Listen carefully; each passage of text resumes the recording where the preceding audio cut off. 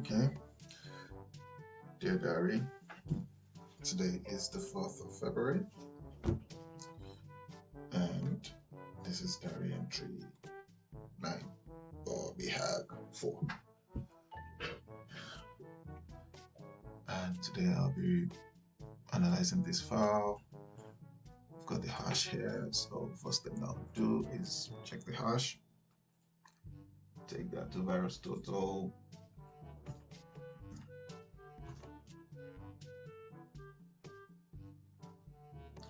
Straight up off the bat, you can see 40 or 58 saying it as malicious. It's a PE file again. Creation time was created 2018, first submitted 2019. The last analysis was this morning. Okay, so we got quick bluff of that. I open the file in exeinfo. I mean, we've confirmed it's a PE file, so it's just to confirm that it was built with Microsoft C++. Put that in PE Studio. While PE Studio is busy doing some work on that, you can put that in Hex Editor. Hex Editor, you can prove that it's a PE file with that. And scrolling through, I just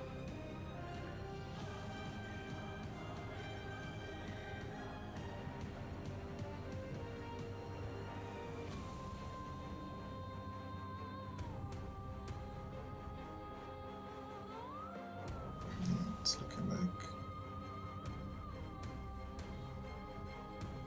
calendar. What's a calendar down there? Right.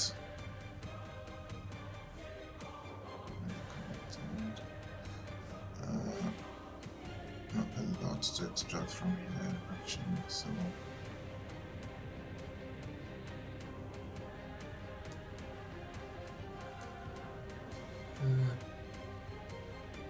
a lot that I can see. Okay, let's see what either Pro has or either free. file. Yeah, let's check the file.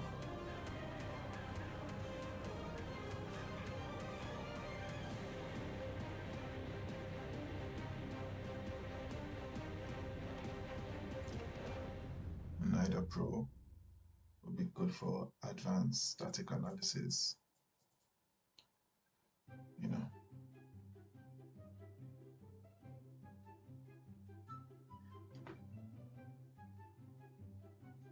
As you can see, it has the fun and games of the machine language there, the structures that have been called, norms, yep, the imports. PStudio shows all of this as well, so that'd be good to look into. Okay, let's see if PStudio is ready for us. Okay, PStudio, obviously it's what we already know. Again, I'll be taking some screenshots just to landing page for PStudio. Compiler's timestamp, correct. Well, ties in with VirusTotal, Feb 4. Ties in with VirusTotal for March 2018. Debugger, same thing. Export time, same thing. It's a DLL file, so it's a GUI, CPU, 64-bit. You've got the hashes here, like the 5 to SHA-256. We've got some indicators. So this one is quite interesting. So it has a couple of URLs or URL patterns. So HTTP app /tax ver.jpg. I'm guessing during the runtime, some of this will be called. We'll get to this URL. Let's see if there's actually a URL in the URL pattern 6. look for a URL. Let's go to the strings, right? So yeah, execution level. So he's looking for administrator privilege. So file in F drive. Looks dodgy. Okay, so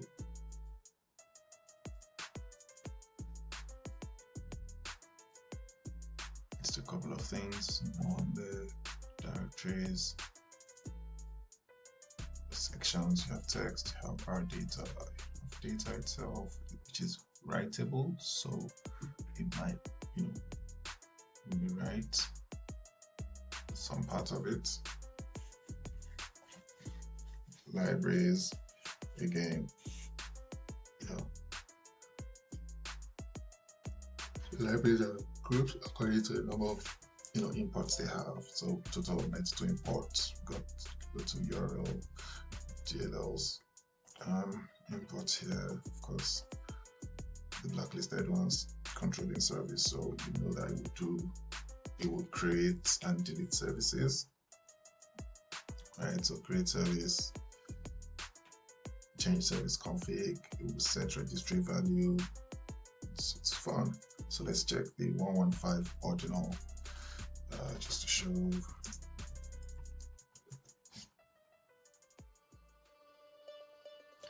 Okay, so this is what I have now.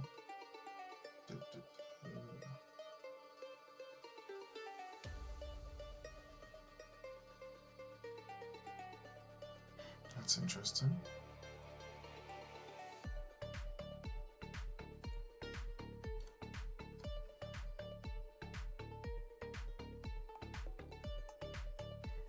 Yeah.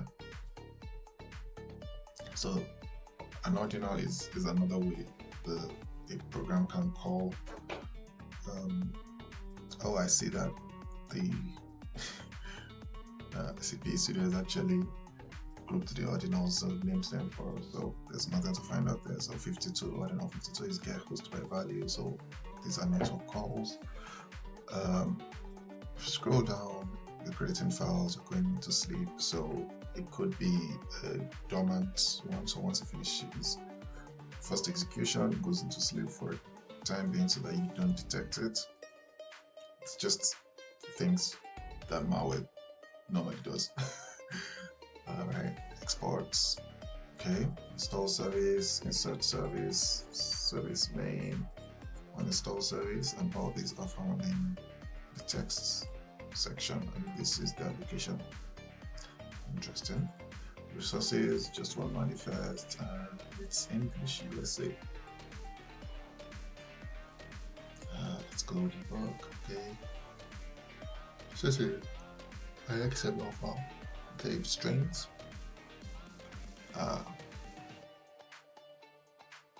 Okay, so we've got tags for exe, HTTP. Okay, we've got some registry keys being called here. We see what looks like a URL. Now what we can do with this URL is to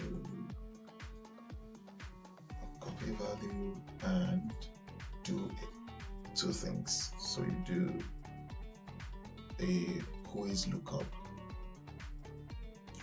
right? So quiz lookup for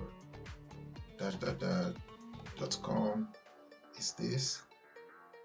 If you open that in a new tab, so in a way we can do some attribution on this. And the other one is .info, isn't it?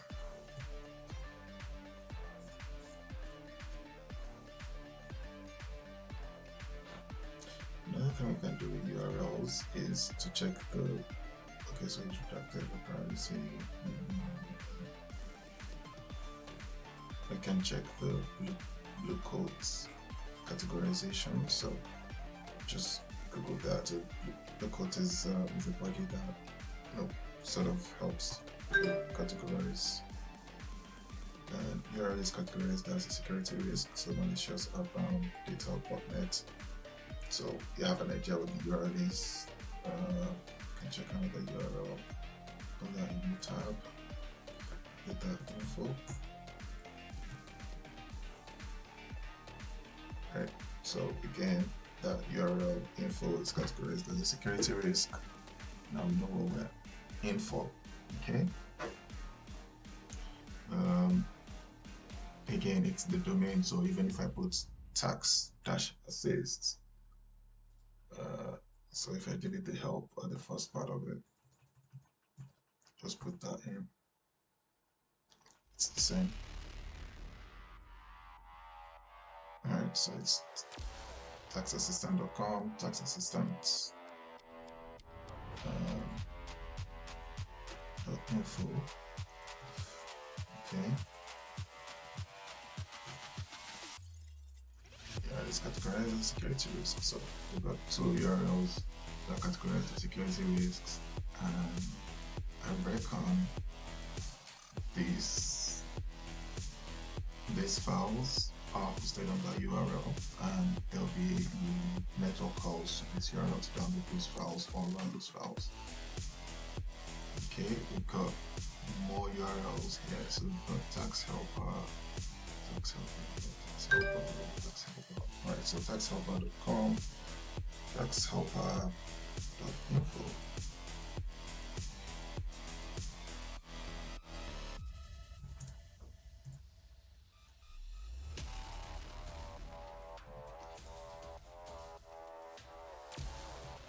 Taxhelper.com. Alright, same thing, because that's, you know, taxhelper.info.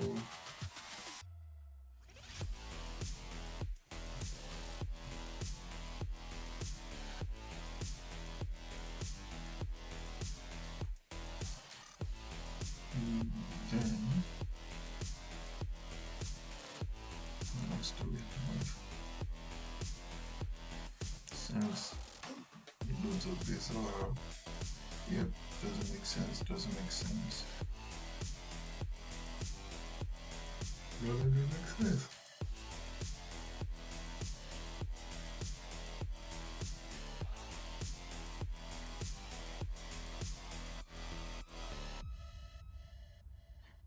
Now, the next part for this analysis would be to, you know, try to download that. Oh, we have tax-helper limited, so you can also check that. So everything, tax helper, tax assistant.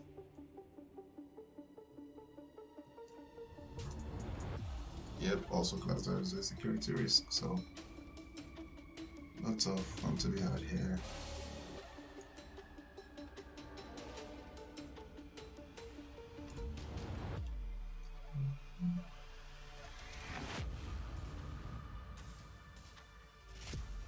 Next step for analysis would be to download those files from the code to JPEG file, etc., and then try to analyze them one by one. But that will require dynamic analysis, and I never reach. I haven't gotten to dynamic analysis yet.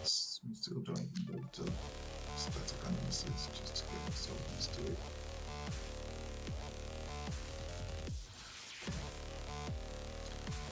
Right.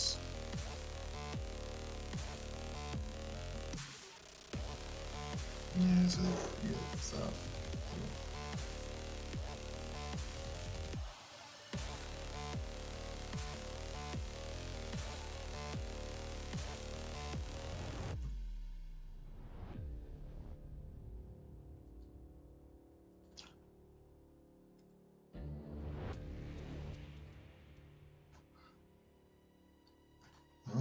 that happened on its own.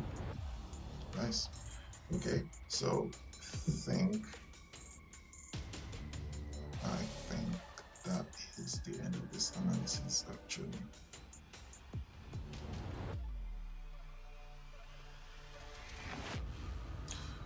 Alright, thank you. Thank you, Daddy. I'll see you tomorrow.